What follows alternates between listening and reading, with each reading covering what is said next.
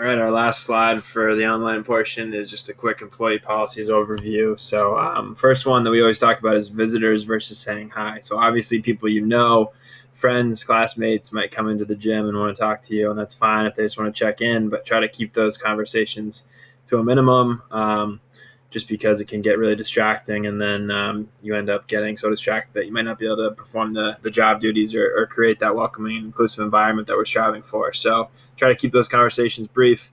And, sometimes you might have to let somebody know, hey, it's great to see you. I'll catch up with you later. Cell phone texting. So as a lifeguard, obviously, you should never have a phone on the stand. For the other positions, I recognize that phones are a big part of our lives these days. I just ask that you limit any texting to anything that's really necessary. So you shouldn't just be texting small talk during your shifts. Hey, what's up at work? I'm super bored. But it should be stuff like if your roommate's locked out of your dorm, or you forget something somewhere, you need to text somebody to retrieve it for you, that's okay. But just try to limit the texting to necessary stuff, and try to keep it to as minimal as possible.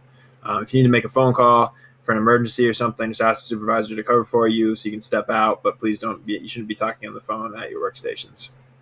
Accepting patrons' personal belongings. So people might ask you to hold on to their phone, their wallet, anything like that while they're working out.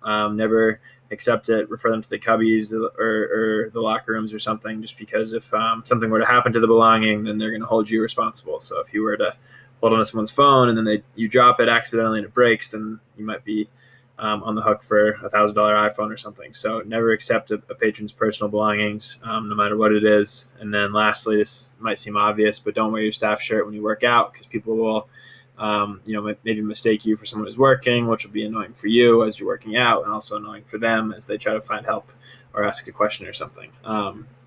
So in conclusion, thanks for attending the online portion of the training. Make sure you complete the COVID safety, the VOSHA return to work training. It's really important. Everyone's got to complete that prior to working. So make sure you submit that and wrap up any questions that you still need to answer throughout the training, so that I can track to make sure everyone's gone through this. And then we'll see you at the live session via video on August 30th, which is Sunday. So feel free to email me if you have any questions, but thanks for going through this material, and I'll see you all virtually soon.